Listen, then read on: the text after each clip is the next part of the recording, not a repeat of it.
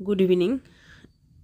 প্ৰথমটো প্ৰশ্ন দি আছে এজন সফল শিক্ষক নিশ্চয়কৈ হোৱা উচিত দেশ ইয়াতে কি হ'ব ক নম্বৰটো দি আছে মৃদুভাষী সকলো দিশৰ পৰা ছাত্ৰৰ বাবে আকৰ্ষণীয় প্ৰভাৱশালী ব্যক্তিত্বৰ অধিকাৰী আৰু ছাত্ৰৰ শুভাকাংক্ষী এজন সফল শিক্ষক নিশ্চয়কৈ হোৱা উচিত ছাত্ৰৰ শুভাকাংক্ষী উত্তৰ হ'ব ঘ ছাত্ৰৰ শুভাকাংক্ষী তাৰ পিছৰ প্ৰশ্নটো দি আছে শিশুৰ সৃজনী প্ৰতিভা বিকাশৰ বাবে কেনে পন্থা অৱলম্বন কৰিব ইয়াৰ অপশ্যন কেইটা দি আছে প্ৰতিক্ৰিয়া প্ৰদৰ্শনৰ সম্পূৰ্ণ স্বাধীনতা প্ৰদান আত্মবোধ উপলব্ধিৰ সুবিধা প্ৰদান শিশুৰ মৌলিকতা তথা সৃষ্টিশীল মনৰ প্ৰতি উৎসাহ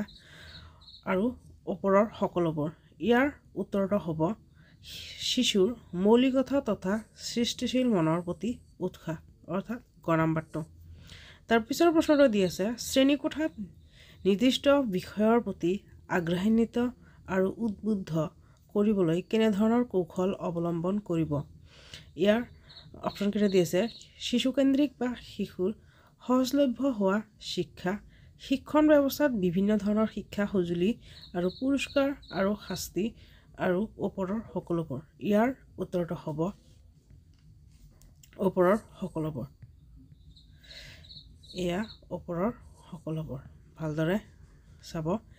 শিক্ষণত ব্যৱহাৰ কৰা অন্যতম দৃশ্য শ্ৰব্য সঁজুলি হ'ল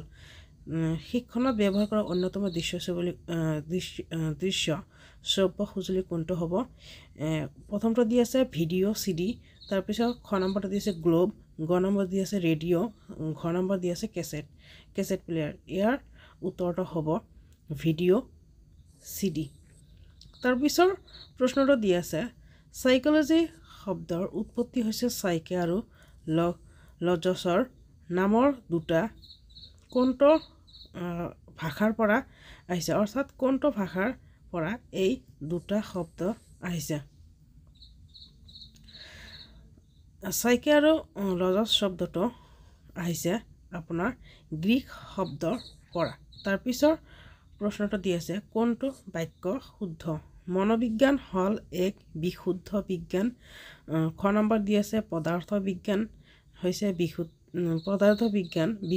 বিজ্ঞান নহয় তাৰপিছতটো দি আছে মনোবিজ্ঞান হ'ল আচৰণৰ বিজ্ঞান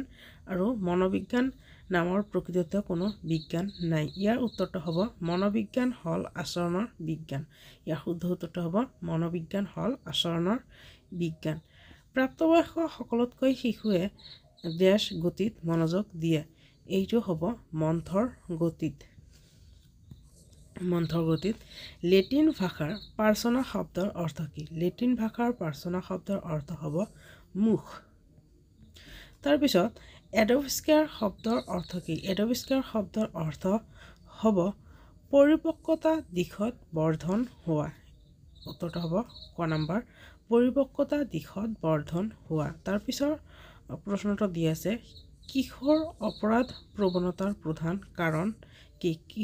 কিশোৰ অপৰাধ প্ৰৱণতাৰ প্ৰধান কাৰণ হ'ব বংশগত আৰু পৰিৱেশগত কাৰক আজি আপোনালোকৰ কাৰণে 10টা কুৱেশ্যনছকে আনিছোঁ যদি আপোনালোকৰ ভিডিঅ'টো চাই ভাল লাগিছে তেনেহ'লে নিশ্চয় লাইক কমেণ্ট আৰু শ্বেয়াৰ কৰি দিব আপোনালোকৰ এটা কমেণ্টে মনত উৎসাহ যোগায় আৰু মই আপোনালোকৰ কাৰণে দৈনিক কেইটাকৈ কুৱেশ্যন আনিবলৈ চেষ্টা কৰিম নিশ্চয় আৰু আপোনালোকে ভাল লাগিলে নিশ্চয় শ্বেয়াৰ কৰি দিব ধন্যবাদ